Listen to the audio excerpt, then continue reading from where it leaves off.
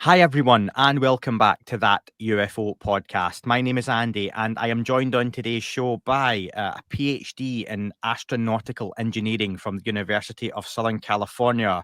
He is the Deputy Chief Scientist of the Acquisition Innovation Research Center, a multi university applied research center led by the Stevens Institute of Technology. He has over 30 years of industry experience in engineering of aerospace and software intensive systems for the Department of Defense and NASA. And he is also an adjunct professor in the University of Utah's Mechanical Engineering Department Systems Engineering program, teaching space mission engineering. And on top of all that, he is also on the board of the Scientific Coalition of UAP Studies. I'd love to welcome to the podcast Dr. Doug Bittner. Doug, welcome. Thank you. Glad to be here. I hope that introduction was all right. I did take it from SCU's website, but it's a mouthful, but you got it. Do you know what it was? I sometimes look with the introductions and wonder, do I leave little bits and pieces out? But I think given what we're going to talk about, your background, there's a lot there to kind of be interested in, especially what stands out, working alongside DOD, working alongside NASA, and just your background. It's a wonderful kind of rich history you've got there behind you. And before we get to that, I want to know, taking you back to your earliest days, the UAP topic, UFOs, what was your kind of earliest memories of it? Oh, that's actually very easy. There's other podcasts out there I've talked about this, but my mom used to tell us stories as a kid that our grandfather, her dad, had seen a UFO. And fundamentally, it wasn't just something up in the sky. In talking to my cousin recently, fundamentally what we heard was he had seen it in a field.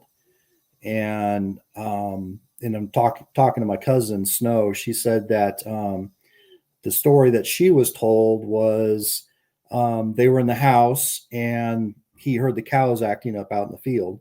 And so he went out to figure out, what was going on and saw this UFO out in the field or spaceship. And then, it's kind of funny over the years, things get distorted. But one of the things that I thought I'd remember hearing was that he'd actually seen aliens walking around it as well. But my mom also tells a story where she had seen two orbs. And then she was playing with a friend when she was a teenager. And she pointed to her friend and said, "What are those?" And then they took off. It's kind of funny. She goes, "They went," when she tells the story. But she's actually been watching some of the stuff I've been doing, and the Connecticut UAP I've been working on. She says it looks very similar to what she saw. So that's kind of an interesting, I would say, coincidence. So you've got a little bit of a family interest there, at least, that they've claimed to have seen a few different things. And growing up, did that stick with you? Were you a sci-fi fan, or was it something that just kind of stayed with you, or did it fade away in life? Absolutely a sci-fi fan. I mean, gosh, I love watching Star Trek. I remember the old UFO, TV show from the 70s. Absolutely, love the topic, right? But, as I, got trained in science and physics and hear stories, and I'm like, okay, yeah, right, But as time went on and I moved out here to Utah, got interested in the Skinwalker Ranch topic, and actually ended up buying property out near there so I could kind of do my own research. So. And is that how things kind of came about in later life, that you got more deeply involved in the UFOs? Yeah. How did that all come about with Skinwalker? Well, it just so happens that Brandon Fugel was our landlord out here when I worked for Aerospace Corporation. So I was able to get in contact with him, and then he put me in touch with Eric Bard. And so Eric and I communicated for a couple of years, but pretty much just stopped communicating with him because he's swamped and doing, he's got everything going on now. And then I've met both Jay and Travis and stuff through SCU. So, but yeah, no, it's an interesting topic, and I've got a couple of let's say interesting images from just my trail cams out there on my property. In fact, one of them I was able to show Jay, and he goes, "I think you caught an orb." I go, "Jay, I'm not going to go there yet. I'm going to call it a light anomaly." So. And just for anyone who may not know, I'm guessing that's Jay Stratton and Travis Taylor. Yep. Yeah.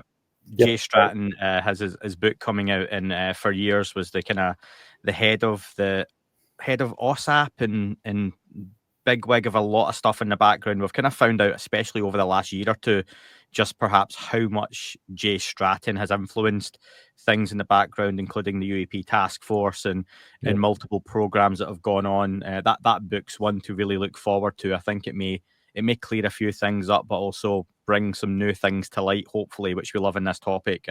Travis Taylor, I hosted on the podcast a few days before it came out. He was the head of, was it the head of the UAP task force at the time, or he'd written the report? I thought he was kind of a chief scientist role. Yeah, literally days before that came out, I had him on the podcast. So I was always like, if it'd just been a few days later. And Eric Bard, Brandon Fugel, if folks want to hear more from them, I've had them on the podcast in the past as well. And Skinwalker Ranch is obviously infamous now. Is that somewhere you've managed to visit yourself? Have you been on the property? I have not been on their property. I have been to Space Wolf Research's property. And then also there's a campground there, the UFO campground. Jody and I've visited her a few times and taken her ATV tour up onto the mesa. So, and, you know, I would say even experienced a little bit of the hitchhiker effect myself. So, in what sense? Well, it was kind of interesting. I've never had my TV pop on for no reason until about a month after I came back from there, and it actually popped on twice. So my wife was in the basement and I was in the bedroom, and all of a sudden it turns on and blaring. And I've had another incidents where literally I was in the room when it came on, and it came on and I looked over at my remotes. But when it came on, there was a very bright flash. And if you saw the layout of my room or my living room, you would agree with me. There was no reason for that bright flash to be there. So I would say those are the two primary things that I've had happen. And I've seen enough of your content when you've spoken, whether it's been a presentation or some of your interviews. You don't strike me as the type of gent who courts this kind of thing, that the slightest. It's the opposite. I look for rational explanations first. Yeah.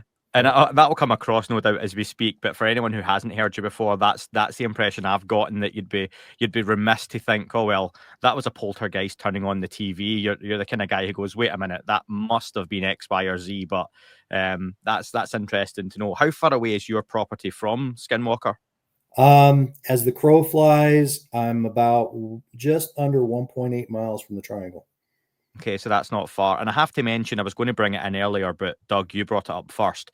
You've got cameras set up on your property, don't you? And is that primarily a security thing, or is it research? Yeah, security at the moment. And obviously I monitor them for things. And like I said, on one of them, it just happened to catch something, and it wasn't being triggered. It's what's called a check-in photo.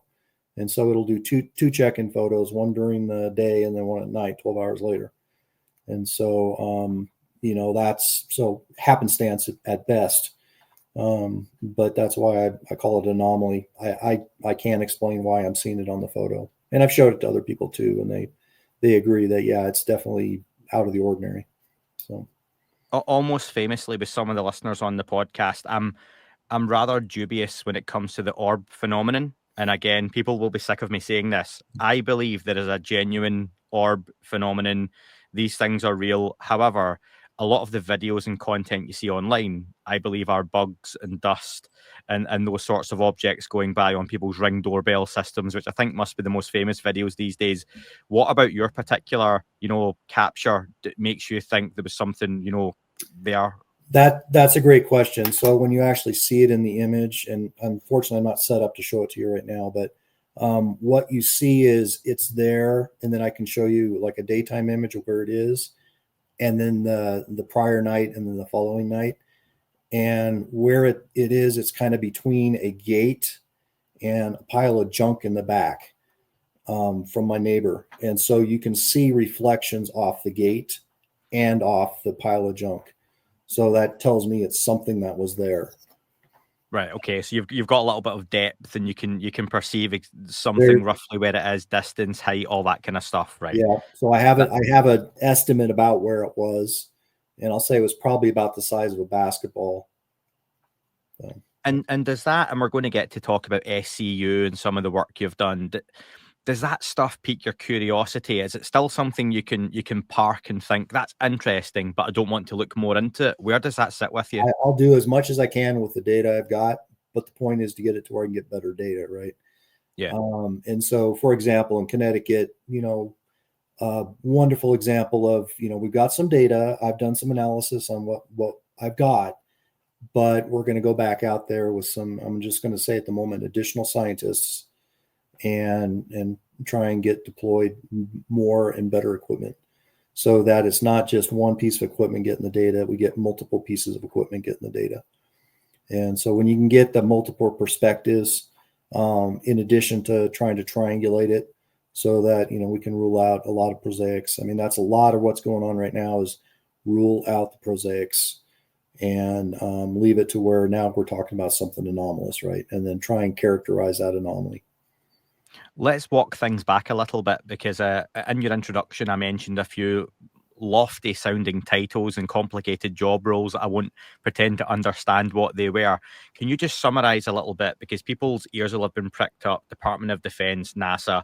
What exactly were those roles over those years? And what kind of work were you doing? Yeah, I'll tell you what I can on the DoD. So I've worked for contractors that have had DoD contracts, right? Obviously, that I can't really talk too much about that. I can say that I spent 20 years at Aerospace Corporation, where Aerospace's primary customer is the U.S. Air Force, Space and Missile Systems Center, now U.S. U.S. Space Force. And there I had various roles in leading efforts to get satellites on orbit, payloads as well as payload and bus geo satellites. And then I've worked analyzing the actual images coming off those satellites as well. So I know what stuff looks like when it's in orbit from the ground. Seeing movies from our assets. I know what the ground looks like from those assets. Things of that nature. I've got a lot of experience in that area. Doing actual imagery analysis for them. And then spent a couple of years stint in the Pentagon working for Undersecretary of Defense for Acquisition Technology Logistics. If you go look at the performance of the Defense Acquisition System, the very last version that was published in 2016, you'll find my name in it as one of the, I would say support authors for that Undersecretary of Defense. I'll leave his name out of it. So that's a lot of the DoD experience. And then when it comes to NASA, while I was in college, basically I had a NASA student research grant at Oregon State University supporting what became NASA's Stardust mission. And so fundamentally we were doing the research, and I built the equipment to make aerogel to go up to the comet Wilt-2 and return it back to the Earth for analysis.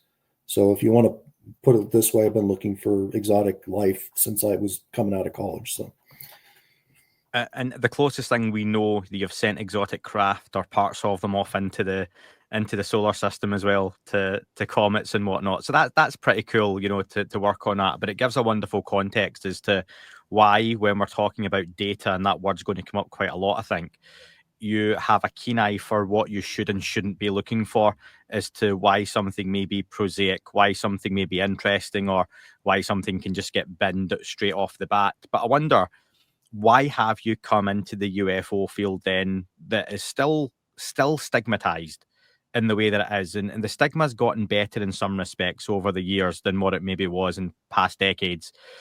But it's still there. And to work in those roles that you've been in, and those are some serious roles with some serious organizations, why bring yourself into the UFO field for scrutiny? Because I can. No, I mean, to be perfectly honest, I know my wife will tell you that she got tired of listening to me yelling at the TV set saying those are Starlink satellites. Okay. Yeah. And so, and the problem is I saw it multiple times on multiple UFO shows, time after time after time, right? And so one of the, papers you'll find out there that I, helped write with Professor Griffiths from University of Hawaii was fundamentally an analysis of a very, we'll say, famous MUFON case showing that it was basically Starlinks. And it got a lot of press. I mean, it was in Popular Mechanics and all that stuff too. So, but it's just I know how to do the analysis. I know how to do imagery analysis, and that's a lot of what I'm doing right now, supporting Ben Hansen and his team. So, have many colleagues from those past roles that perhaps you can't name and go into detail, have they been in touch since you've come forward more publicly working with organizations like SCU to chat about the subject, or say, oh, I've got an interest in this, and we perhaps never brought it up? not really. I mean, I got a couple of friends they'll laugh at it when they say I'm working on it, and that they try to, and it's not so much the stigma. They know enough of me and enough about me that they'll realize, I'll coming at it with a even keeled approach. I'm not going to jump off the canyon wall yet and splatter my brains all over the rocks. But yeah, no, it's that in terms of past people trying to contact me, I'll get a funny image, a UFO expert type license plate once in a while from my old aerospace corp, co-employees, if you will. But other than that, I mean, nothing really that bothers me. I saw a UFO license plate today. It was like Boss BO55 UFO, and I do the same with the wife. I'm like, UFO license plate between that and wrestling. So yeah, these things come up. You're obviously on the board now of SCU, and if you don't mind, I've had Rich Hoffman and others from SCU on the podcast over the last couple of years. But for newer listeners who may not be familiar, what is SCU and what are its goals? Right. So Scientific Coalition for UAP Studies. So, when I was kind of, I would say emailing Eric Bard and stuff. I mean, I had as an aerospace corp employee, that's stuff they want you doing on your own time. It's not associated with the company whatsoever. But when I actually got out of aerospace and I joined Stevens Institute, I told them right up front, hey, I'm kind of doing this as a hobby. Do you have any issues with that? And when they said no, I said, okay, cool.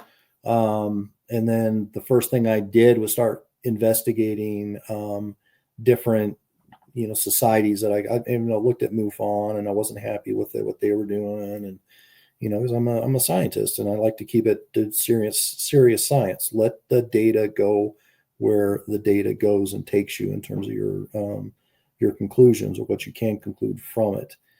And, so, basically joined, helped with the analysis on the MUFON case from Hawaii that Richard Griffiths did, and then did the paper, and then they asked me to join the board after that. So, but yeah, great group. I mean, the goal is to, like I said, come up with data approaches. They've got different efforts right now to try and improve our data gathering capabilities. Database projects and all that stuff. We talked about it last year at the last SU conference, and they'll be talking about it, in terms of progress again this next year. But the goal is to bring science to the field, right? And serious scientists. Do you know something I've even said over the 5 years I've done the podcast, and it's a bit of a lazy term, I think, for me anyway, the way I've used it. It's become very easy to say, we need more scientists, more academia to be involved in the topic. Why is that important? And maybe that's something that gets forgotten now and again. Why is it so important to get serious scientists and serious academics when perhaps it's not the sexiest part of the conversation? It's not your government officials on Fox News or ABC leaking videos. It's perhaps the harder work that people don't really like to do, but has to be done. Yeah, that's a good way to put it. Right. I mean, part of the problem, if you look like the debunking websites, they'll be right 90% of the time. The thing I love is I go to some of those websites and I look at the Connecticut UAP, and I told them in advance, you guys are not going to be able to figure out what this one is. And I can tell you it's going to be unfigured out for a long time. Right. But they'll still try, and power to them. But the point is 90% of what they see and are able to debunk is debunkable, right? It's a prosaic object that unfortunately is mistaken, or the people that capture it aren't really aware of the kinds of things you want to look for. I get asked a lot to get on Zoom calls with people that have, let's say hours and hours of video, and I look at it, and 90% of what I'm looking at are satellites. And they're very easy to pick out.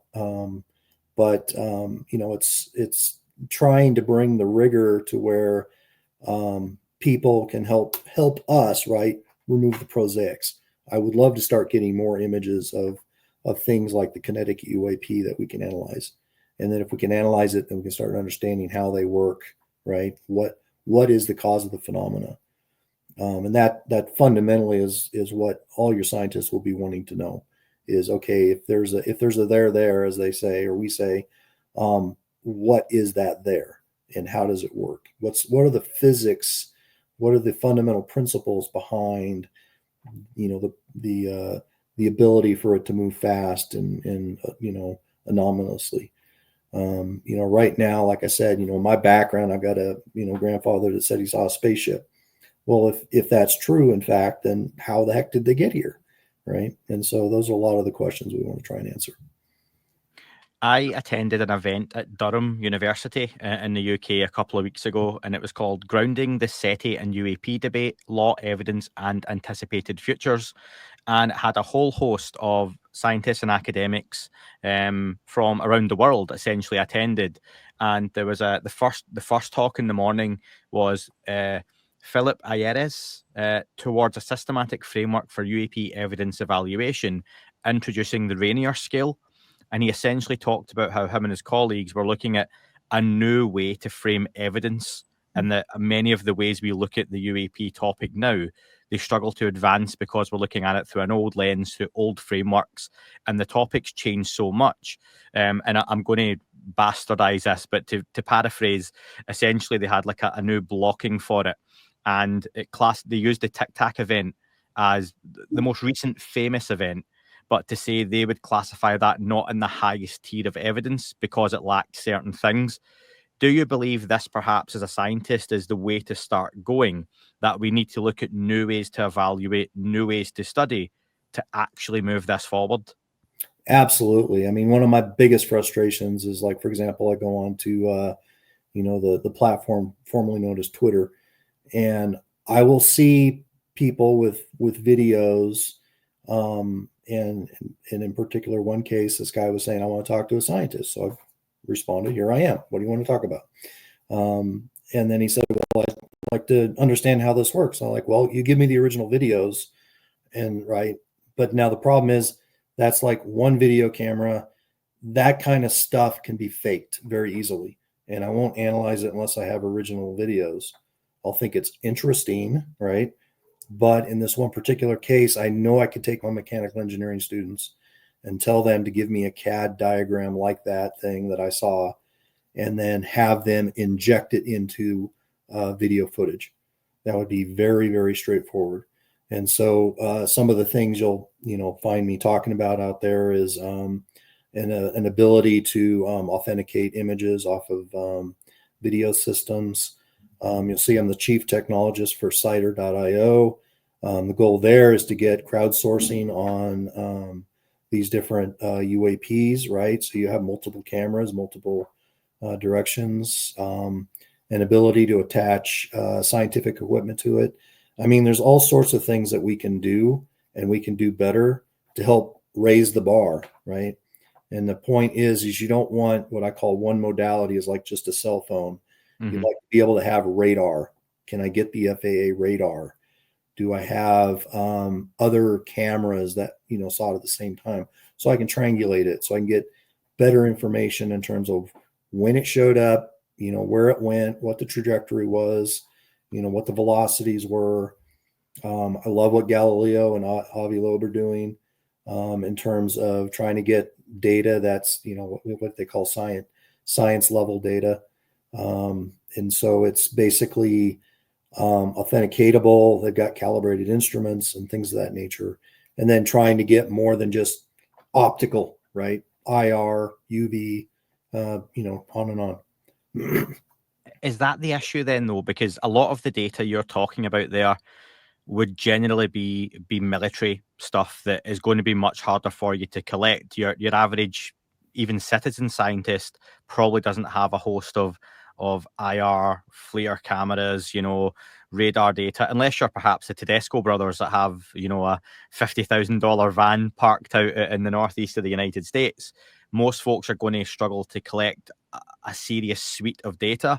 So is it almost having to separate, the real good stuff the military are going to have, but not give you, to what you can collect as citizens, or is there a happy medium somewhere? Yeah, I think there is a happy medium. There obviously is still going to be a price point to try and get, data that is helpful to scientists. For example, getting spectrum. What they did with Hesdalen lights, in particular, is a wonderful example, right? You just get a camera and put a spectral grating on the front of it, and try and get movies and images of it. We can get a lot of information about what we're seeing just from that. And so, that's one of the things I'll be bringing out to Connecticut the next time I go out is I bought a DSLR camera, got a spectral grating on it. And in addition to a lot of the other equipment that we'll have out there. And so with, I'll say, scientific spectrometers, in addition to that grating, assuming we can capture it, that will be a wonderful way to, calibrate what I'm going to see off a camera, as well as a scientific grade spectrometer. Because obviously people, if they haven't watched it, basically it was on News Nation. And fundamentally it's an orb that a police officer saw just like, 30, 40 feet from his squad car that lit up his squad car. And when he hit it with his spotlight on a squad car, it bolted across the reservoir he was driving along. And then he realized, I need to get video of this or nobody's going to believe me. And so when he got the video, that's what I've been analyzing and working with Ben Hansen on. But what we need to do, obviously, is get better data of it. And so there's a lot of things I can do with the video I have, but to really try and start understanding the phenomena, and then I'd say move out the rest of the potential prosaic explanations, we need to get that better data. So, are there any emerging technologies you see being useful? I suppose one is and I've heard you mention this before, it's an obvious one, but the quality of cell phone cameras has increased so much over the years. I remember my first phones as a teenager, and that really square looking pixelated camera you would have looked incredible. But here we are now that you're trying to get a good picture of even the moon, and it's difficult. I've got an iPhone 16 Pro Max, and I'm not a professional photographer, but even just using the basic camera, it's good, but not great when you're taking things further away. What kind of technologies do you see kind of helping with this? What I'd love to see is them to be able to get integrated, basically miniature spectrometer, right? For all intents and purposes. So, technology to put a spectral grating either on, attach it to a camera, or integrate a spectrometer into it. Now, I'm going to pitch my alma mater a little bit. I know Oregon State University has a physics professor that actually has a spectrometer on a chip. And you could very easily integrate that into a cell phone. So what I'd love to see is the cell phone manufacturers coming out with cell phones that I'm going to call it, not a pro, but a scientist, or something, citizen scientist version. Yep. That has the ability to, get that. And that's for the citizen scientists in us. But in terms of new technologies, oh my gosh, I mean, there's so many things that I've seen out there. I mean, I'd love to have hyperspectral in phones. I'd love to have, all sorts of other potential modalities, where you had, like, for example, bistatic radar. And so for those who don't know, bistatic is basically you're utilizing existing wavelengths to get information about something. And so, for example, radio towers, FM radio towers, you can utilize those FM radio signals as an additional piece of information to correlate and corroborate what you saw with your cell phone. And so just start to get that stuff pulled together and integrated to where it's easy for us to go out and get those additional types of things. For example, not having to file a FOIA for the FAA radar would be wonderful, right? And it's that kind of stuff. So. It seems, and this may go into speculation territory, it seems with a lot of the phenomenon being observed, there's a difficulty in getting good quality data, no matter how hard you try sometimes. I think some of the videos and pictures, people will say there's gravitational lensing going on, and I'm no scientist, but I understand the basics of what people are trying to say here. They're just like they're warping space time, so it's hard to take pictures and videos. If indeed that is the sort of thing we are dealing with, if it is perhaps a non-human intelligence, it is something other, is there a limit to how far we can go in terms of data capturing? Well, let's go to that gravitational concept, right? Part of the problem, for example, on the Connecticut orb, you're going to see a glowing area around it if you zoom in on it. That's what's called the blooming effect. It is literally when you have a bright light source hitting your CMOS chip sensor, the electrons that excitation of that specific part of the sensor, electrons can migrate into the surrounding pixels around it. And so it's a false signal. It's not there. But your image will pick that up. And so people need to understand that. And unfortunately, as scientists, we have to understand our sensors very well. We have to understand what the limitations are. And we also have to understand side effects like that, as an example. And so when I see things of, well, it's got a fuzzy area around some IR camera on some F-18 or whatever it was, right? My answer is, okay, I understand the fundamental technology, but I would be going and looking at the sensor first to see if I could rule out prosaic explanations for what I saw around it. So I'm not jumping down that rabbit hole until I know that my equipment cannot create that unless it's in fact there. That's why I keep saying, is there or there, right? Yep. I've been shown pictures and videos of stars, and when you zoom in really close, again with a really good cell phone camera, they look like spinning objects and whatnot, and they change. I've done and the they same change thing with color. my camera. I've done Mars, I've done Jupiter, Venus, and yep. some folks don't like to hear that back though. When I say, look, I'm no expert, I just think this is a star, and no, and then you get sometimes the classic, well, afterwards it moved and shot up. Great, cool. Do you have that? No. Then fantastic. At that point, it's just testimony, isn't it? And that's the it's not important. data. It's Yeah. But that's where, for example, when we've got the police officer and the cell phone data, right? So and he even says, if I didn't have the cell phone video, we wouldn't be having this conversation, because he knows that he needs that physical evidence as a police officer to be able to back up his story. And that's what's wonderful about working with him. I would say very down to earth guy. And when you have somebody of his caliber, and he's got to go through polygraph tests to have his position, and he was in the process of changing positions. He now has a different police force he's working with, and he had to go through the polygraph all over again. And so highly credible. And then again with the data. So it's both. One of the most famous events from the last couple of years, and it made national news in some ways, was the Aguadilla UFO.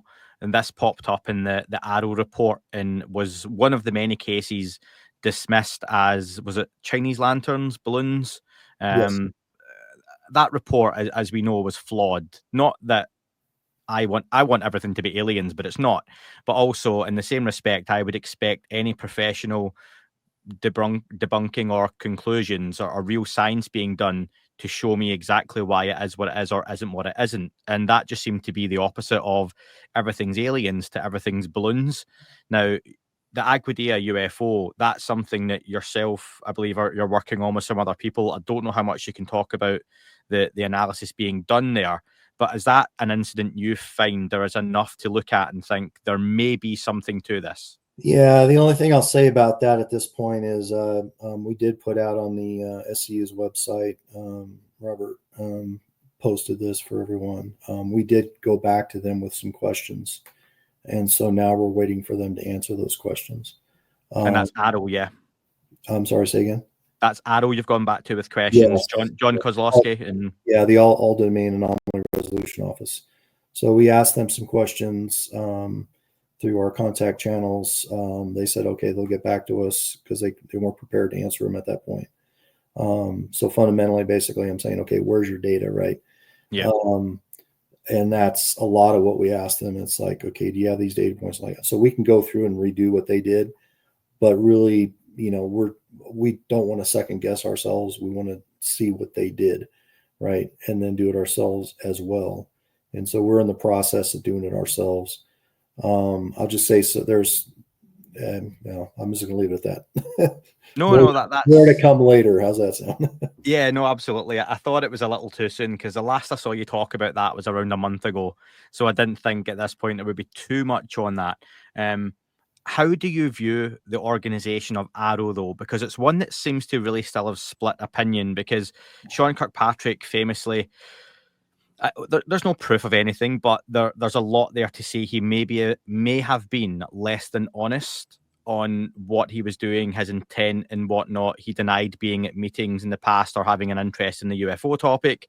And then at photographic evidence, ironically, of him at a meeting with Brandon Fugo on Skinwalker Ranch turned up online. So, yeah, then you've got John Kozlowski comes in, who seems to be a genuine chap trying to do a job. He's relatively new in the role, if just over a year now.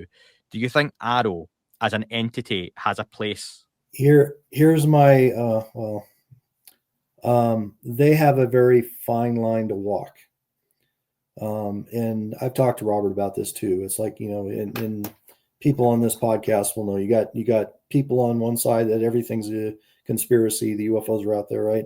And on the other right, you got all the debunkers saying there's no way in HE double hockey sticks, God's green earth, can there be anything come here that isn't from here, right? Just because of the distances. Now, scientists unfortunately have a very fine line to walk. We have to be skeptical.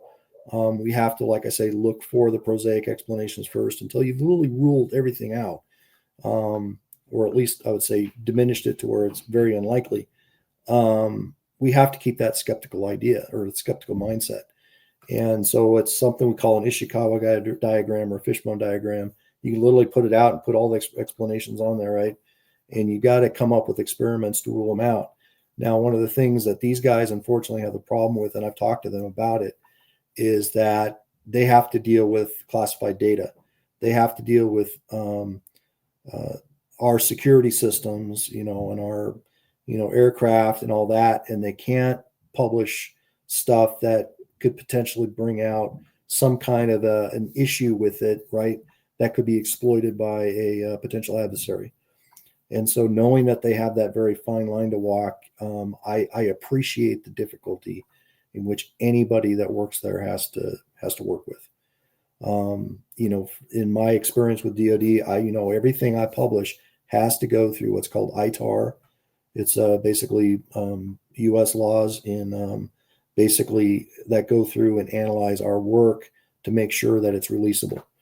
And then within the Department of Defense, OSD, Office of Secretary of Defense, basically they have what's called the DOPSR process, which fundamentally does the same type of thing, but now you're like inside, their, say their security apparatus, and they want to make sure that what you're publishing is releasable. And so you got lots of hands looking at it that way. Now, when you look at their authorities and all the different types of systems they have access to, now they got a lot of people in looking at every single report that goes out to make sure there aren't security releases. I'd like to think I'm halfway sensible, and one of the reasons people listen to this podcast is I don't jump on the bandwagon either way. And I can appreciate, especially in an organization like AARO, at times there maybe things come across your desk that have been in the public domain, and conversations are had that actually that's one of ours, but we don't want to acknowledge that's one of ours. So if best we can, let's say it's something else, and you can be dismissive or to the fact that that's Chinese and we know it's Chinese, but we can't say we know it's Chinese. So say it's what was the report that came out that had the table of UAP shapes and the whole thing was redacted? Now, I don't doubt there's some really interesting shapes on there, but I would also imagine there's some shapes of craft on there that are US black budget stuff, Chinese, Russian, and again they're like, it's best just to remove all of this. But it's the 5% unknown that interests me, that interests people on this podcast and whatnot. So if you look back at my background far enough, you'll see I worked at Northrop Aircraft Division for a little bit on the F-18. And I actually knew guys that worked on the B-2. And they told me a story to where back when they were working on the B-2 bomber, somebody tried to walk into a meeting with Doritos and was not allowed to walk into a meeting with Doritos. So that kind of goes to show you just how serious they take it when we're talking about those kind of platforms. Yeah. On that, I think it's a good probably time to bring this up. Skywatcher is an organization that I imagine you've got an eye on, at least, given some of the claims that have come out. How closely have you followed the Skywatcher story? Enough to where I'm on a chat with Gary Nolan, and I sent him my resume when they said they wanted independent, people to take a look at it. I'm like, happy to. Yeah, I don't doubt. Why wouldn't you, given your interest in what you can offer and what they do? Now, it's fair to say they came out with some rather substantive claims right off the bat. The Jake Barber story early in the new year on News Nation blew up really quickly. You can see why. Mm-hmm. It caught the imagination. There was some real nuts and bolts, interesting stuff in there. There was a lot of the other side, the woo, whatever you want to call it, the spiritual side of the UFO, UAP topic included. How do you feel then about, for example, the idea they seem to have at least this technology, this dog whistle, they're calling it, a secret sauce that they are keeping to themselves, and they've come out and said that. You're someone that's talked about open source, sharing data. How do you feel about Skywatcher's approach to them having a technology that can do something, but they don't want to share it? That's where you got to get the independent people in to go look at it, right? Sign NDAs. Crap, I used to have to do that at Aerospace Corp all the time. We would have, I can't even tell you how many NDAs I've signed there across various companies. And so you sign the NDA, but then the point is then be able to have it signed in such a way that you can come out as an independent guy and say, yep, nope, I believe it, or nope, it's full of crap, right? That would be the independence that I'd love to see them, I would say allow to go in and look under the hood of the car and see what the engine is running. I will say with the most recent video that I saw that Ross put out with them, I'll just call it interesting. But when I say interesting, I didn't see triangulated data there. I saw data from one vantage point, which I can't utilize to figure out, how far away it is, and some of those objects are seen. I mean, so, if anybody from there watches this, hopefully they'll go, oh yeah, we should do that. Or maybe they've already got it planned, right? But there's things like that I'll sit at it, I'll critique, and then just hope, if they won't listen to me, hopefully at some point they've got it, I'll say on their path of data gathering. How did you react to the egg video that released alongside that News Nation special? Well, again, on another chat, yeah, we had an interesting discussion about that. At the moment, I'm on the fence. I call it interesting. But and I've had this discussion with other people. It's unfortunately another video that I don't have the authentic video that I can go in and look at. And so I don't have any way of authenticating it other than having to believe that Ross and News Nation did their due diligence on it. So it's about all. And then, no, that's very fair. And as a scientist that's walking that, like you say, very narrow scientific line, when you hear someone claim that it's one thing to have a machine that, in my head, it's for some reason a big square box, they flick a switch and these things appear. The other side of that is they have some folks wearing some blindfolds and using psionics. It had a new name and I've totally forgot the new name. I don't know if you remember it. No, the psionics is what sticks to my mind. Yeah, they had psionics and then they changed it in the last part 2 video. But yeah, they're rebranding already. But how do you then start to look at that side of things where they claim to be able to summon these things telepathically? Is that something you feel you can, again, get your teeth into, but you need to be there? I would say I go back to I think it was on Beyond Skinwalker, to where It was the retired colonel. I'm drawing a blank on his name. Who was involved with ATIP and fundamentally knows a guy from, I think it was uh, North Carolina, South Carolina, Georgia, that had the ability to pull them in or call. Mm-hmm. And so maybe there's a there. I don't know. Again, it goes to, okay, I'm seeing multiple data points. Maybe there's a trend line, right? Yeah. But one of the things you learn from scientists is I can draw 2 data points, but then when I grab 1,000 more data points, I'll find out that's not a straight line. It kind of wiggles. Yeah. So, I need more data. That's all I can say on that one, unfortunately. And it opens up the larger conversation then around whistleblowers. And it seemed 2024 over the year, we were waiting on whistleblowers coming forward. If David Grush in 23, the kind of summer of 23, seemed to open the door in a big way, and we were waiting on this avalanche of more David Grushes coming forward, it didn't really happen. And there was almost a disappointment. And then as we've hit 2025, you've got Matt Brown's just come forward the last couple of weeks. Obviously, Jake Barber, Jason Sands has come forward last year in a slightly different way. You've got Lenville Logan, Sarah Gam, other people starting to speak out. So it seems like there's a steady stream of names coming forward. But how do you view, again, as a scientist, you're trying to work with data, you're trying to work with facts, you're trying to work with video and and photographs and whatever else, and then you've got these folks coming out and saying these incredible things that must catch your attention and want to pull you away a little bit. Well, I'll take it one step further. 20 years at Aerospace Corporation. I had actually been in Huntsville, and I'd actually met Eric Davis. Had no clue what he worked on, and actually never really talked to him until we're both out of aerospace.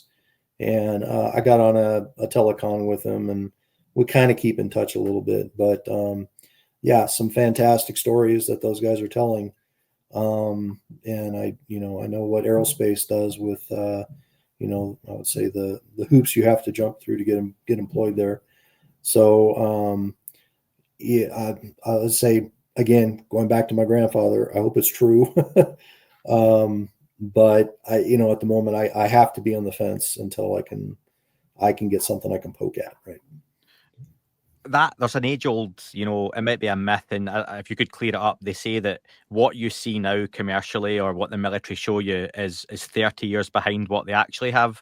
From your experience, how far advanced are the US, China, Russia? I'm not asking for serial numbers of jets and craft and drones, but how far advanced are these? Because one of the things that we are told with some of these sightings they are black budget programs. They're just really advanced US technology, Chinese technology. What is that kind of range we're looking at? How far advanced is the most advanced? I wish I could answer that, but I can't. Not only because I can't, because of clearances I've had in the past, but unfortunately, one of the things you find out about security clearances, you never get read into everything. Very, very hard to get read into everything. A very small handful of people have been read into everything. And so I'll just leave it at that.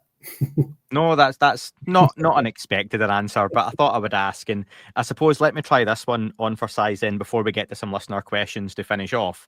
In terms of your opinion on the UFO topic, as a two-part question. Do you believe some of these objects that we're capturing, filming, being seen are non-human intelligence, to not use the word aliens or whatever it may be?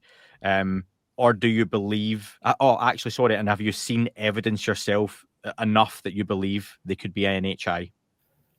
Let's just say I haven't taken NHI off the Ishikawa diagram yet. I have not obviously analyzed every single video out there, but I will say that there are things that I'm sitting on because I don't have original data that are extremely intriguing. NHI is definitely one of the things that's got to be on the list of things that need to be ruled out. But until I can see that smoking gun evidence one way or the other, right? And the problem is, I don't think we'll ever be able to say you can't rule them out, other than people pointing out, well, the physics isn't there. They can't, Einstein's theory of relativity. And I've had those arguments with people. And my point is always, okay, go back 100 years, or, Einstein was about 100 years ago, go back 150 years and look at where we are now in terms of our technology advancement. We still haven't unified gravity and quantum mechanics. There's theories out there, but until we can do that definitively, as what I'll call open source scientists, right, I'm not taking it off the table. And that's a good place to be, I think, especially for me, hearing folks like yourself, scientifically minded, academically minded, being involved in this. As much as some folks want people to be all in the UFO topic and every experiencer's telling the truth and every orb sighting's an orb, you need people to be rational, logical, because that does make the interesting evidence, when it's pointed out as being interesting, I think more credible and more valuable. And that's the way I kind of try to look at it. Should we get into some listener questions then to finish off? Sure, why not? They dive over a little bit, so let's see how much of this you can or want to go into. I suppose the first one we'll start off with from Purple Burglar. How far does the area of paranormal activity seem to extend from Skinwalker Ranch, and do you believe Skinwalker Ranch is the epicenter? Based on what I can tell, it does appear to be the epicenter. Now I've, obviously talked to my neighbors, and my neighbors have seen interesting things over the years. And I can go into some of those stories, but, one of the things that I was originally told by some of those neighbors is that, the closer you get to the ranch, the more of these things do appear to happen. And those are people that have lived in the area their entire lives. Right. But there's enough, I would say, interesting stuff further away, and, anybody can go pick up the books and start reading them. But they're definitely, I would say, is very interesting phenomena going on there, to which I say we haven't even scratched the surface of what the causes are yet. We got theories, right? But trying to get down to the root cause and actually hopefully get those guys to start publishing. My biggest pet peeve right now, in terms of, the actual science they've actually have done. And on that, I'll say, paranormal side of things, what experiments they've done to try and figure out how they work. Why don't you feel they've published anything for peer review? That's a blank and good question. You'll have to ask Brandon and Travis that question. I'm not the right person to answer it. Algo asks, and here's one for you. My question has to do with abduction experiences. So he's not too sure if there's a scientific investigation in that regard there, but he asks, what time did mechanical watches of abductees show after their experience? I don't know if that's one you've got much experience in. I've talked to a couple of people on that. There is one individual I talked to that claimed it's all bunk and garbage. I won't go further than that on that one. Another one claims that they've done some studies and there was something interesting they found, but that's at the level that I've heard. I haven't seen a paper on it. You see, that's why I keep talking about publishing, right? Mm. If you can publish the paper, or for example, in the Connecticut UAP, I'll be talking at Contact a little bit on it with Ben here in a few weeks, and then we'll turn around and go right to the SCU and go into the more science aspects of it. And then we've got another excursion out there to again get the more data, and fundamentally with those, hopefully those papers, if we're lucky, more scientists will come out and publish that independently, and then just have us on it as a courtesy. And a follow-up from Algo talks about, and nowadays people have smartphones and all kind of wearables on them. What do you think they record during an abduction experience? Is there any record? I know I've spoken to guests separately, Doug, who have said they know of abductees with a smartwatch that recorded they had traveled X amount of miles or recorded hundreds of thousands of steps, whatever it was, during an abduction. But again, I think it's difficult for that to be proven, isn't it? That's where I'm going to go back to my authentication problem, right? And you can go look at it was August of last year talk I gave at Society for UAP Studies on having authenticatable data, right?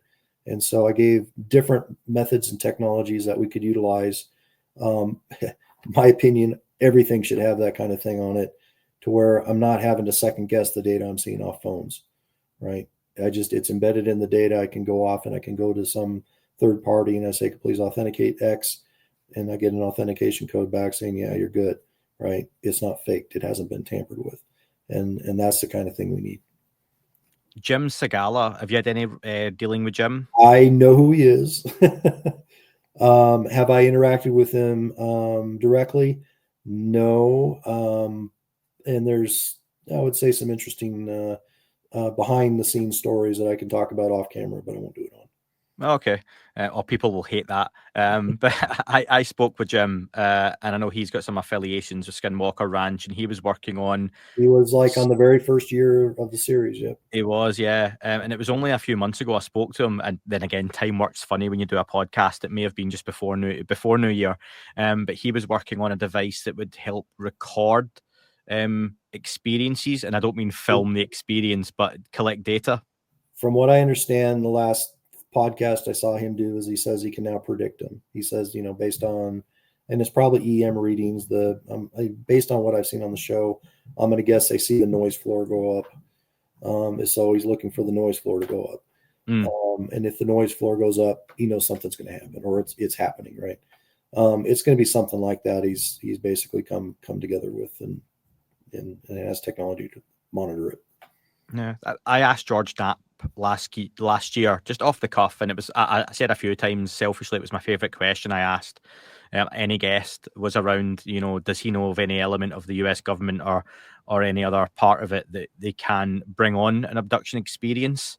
And he basically said it's not something he wanted to go into because that's the kind of real scary side of things. But don't know if it's anything you ever had experience with, I suppose, is it, Doug? Nope. No. I wouldn't have thought so. And even if you did, you wouldn't be able to say. But yeah, that element of the topic would be fascinating. Paul asks a question. Why does NASA seem to be in denial about UAP, as it looks like they can't answer a simple question? They claim transparency, but not really. So what are your thoughts on NASA and their lack of involvement? Well, there's a skeptical scientist, and then there's the scientist that believes Einstein and doesn't, you can go up and look at, very famous Nobel Prize winners that on their lectures, Richard Feynman being the guy I'm thinking about, who talks about this subject, and he just doesn't believe, didn't believe back then. I would say if you asked him, and if he's still around, the same question, he may be starting to come around, right? But fundamentally, with your traditional NASA scientists, it's the technology I have now, and the data isn't good enough to rule out that it's not some prosaic thing that you're seeing, right? And so that fundamentally is going to be NASA's point, and they will make that point until they have to fall on their sword. Did you happen to catch Eric Davis's comments last week in front of Congress? No, but like I said, I have talked to him offline, and I can imagine some of the things he said. Yeah, one of the questions from Melly was, what do you think about Eric Davis' claims on they called it the UAP Disclosure Panel, but it was the UAP Disclosure Foundation's event held in Washington, a kind of open roundtable. The usual suspects from Congress were there: Luna Burleson, you had Chris Mellon, Lou Elizondo, Eric Davis, who I'd love to speak to. He doesn't do much public speaking, which is always good to see when he does. Tim Gallaudet, Avi Loeb, and a few others. A couple of things he mentioned, and I don't know if you can touch on any of these. He mentioned about their allegedly, and he speaks very cleverly about it. He's not coming out and sounding ridiculous, but he mentioned, 4 alleged species: greys, Nordics, reptilians, insectoids. He talked about physical descriptions, the reptilian in nature. Talked about crash retrievals, advanced capabilities of craft, and the classification of government secrets. All stuff you would expect Eric Davis to be talking about. But even if you can't talk maybe about the detail, how would you speak to Eric Davis and your dealings with him over the years, and how reputable he is as a character? I would say very credible, huh? If you actually, because I just got him on a Zoom call with somebody else. I'll leave that guy's name out of it. And, asking him different questions, and then bam, he just shoots off and here's the answer, right? Yeah. He doesn't even have to think twice about it. And so when you get somebody like that can do that on a topic, either he's been involved in it for years and years and years, and he's drank the Kool-Aid, if you will, or it happened. So that's kind of where you sit, right? Either it didn't happen, he's making it up, or it happened and it's real. And unfortunately, independent people, that's the situation you're in. And I get that. I mean, fundamentally, you'd have to put them under a lie detector type test that has a very high probability of being 100% correct. Right? Yeah. To distinguish the two.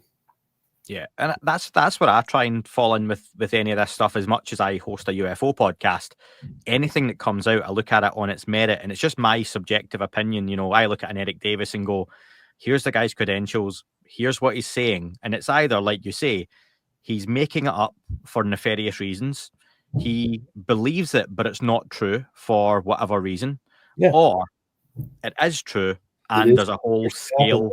There's a whole scale for that as well, though, as to how much is true. This other guy and I talked to him for, it was supposed to be an hour. I think we went 2, an hour and a half or 2. And, it was on a different topic, but we went down some of those rabbit holes, if you will.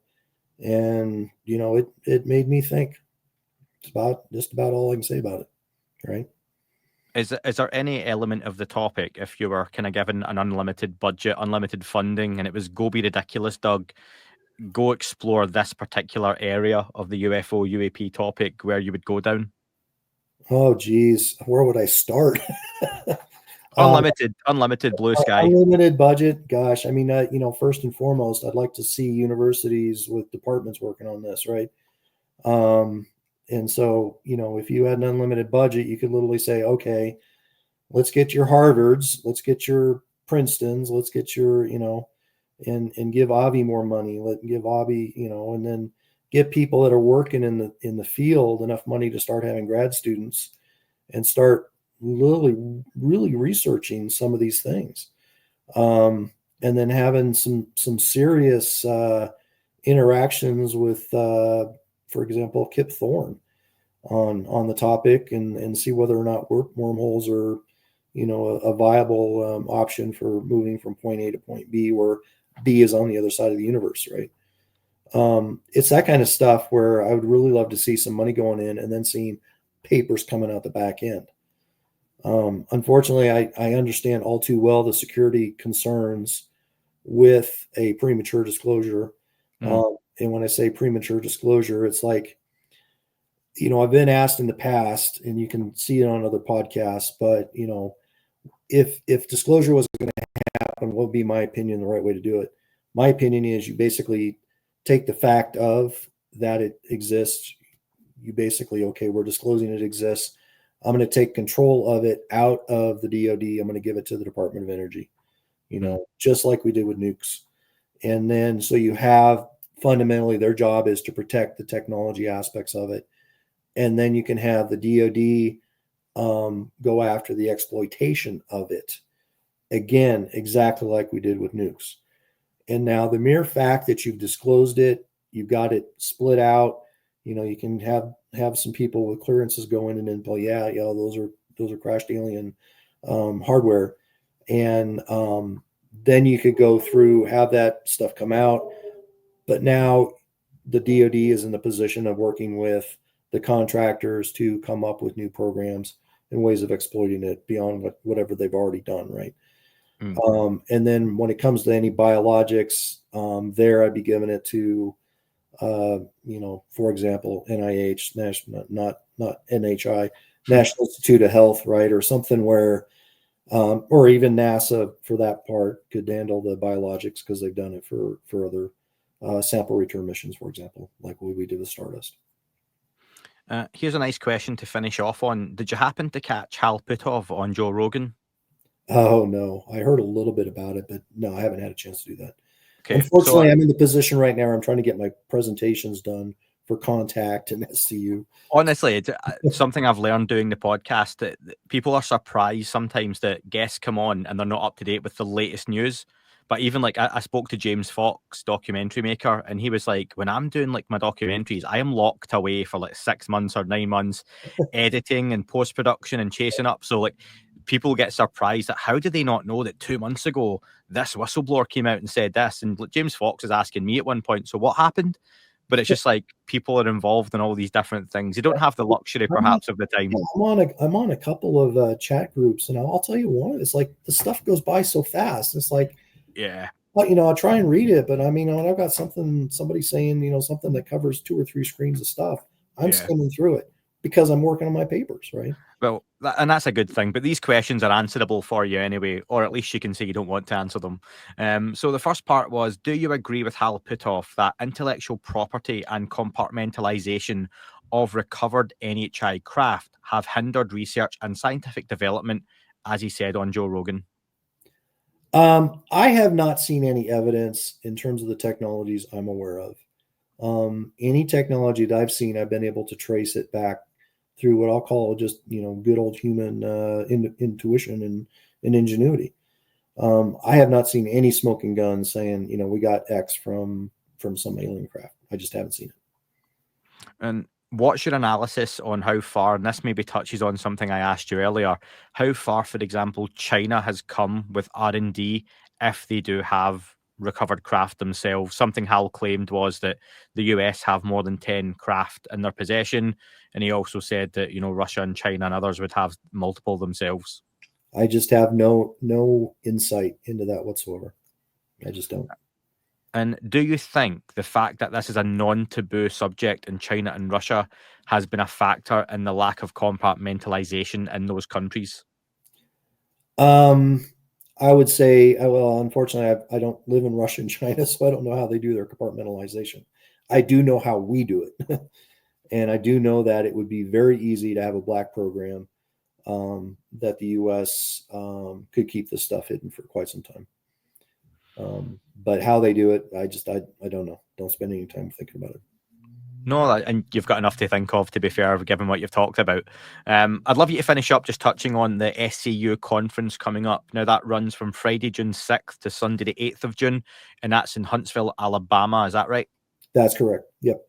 Absolutely pushing right now to, we don't expect everybody to show up in Huntsville, but, it's only a measly $75 to go listen to Jay talk. You can hear Ben and I talk about the current status of the Connecticut UAP. And if, we do see some stuff when we go out there here at the end of the month, we'll touch on it, but we're not going to talk too much other than to say, yeah, we saw it or we did not see it. Right. Because we want to do the thorough analysis on that, and having the other scientists, I want to give them the ability to talk about whatever data they captured independently. And so, my entire take is, if I can find something where I can rule out all the pros and cons, and then I can have other scientists go in and analyze it, have it, right? I can go off and work on other sightings and stuff.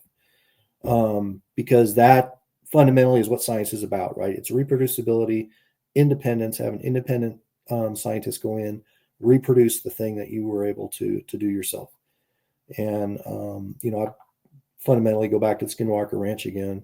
I give them a B+ in terms of the fact that what they do is they do bring other organizations in with their technologies, right? And so that's good. I mean, because then you're able to bring in independent aspects to your investigation.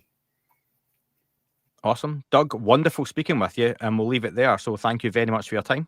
No problem. Happy to have done it.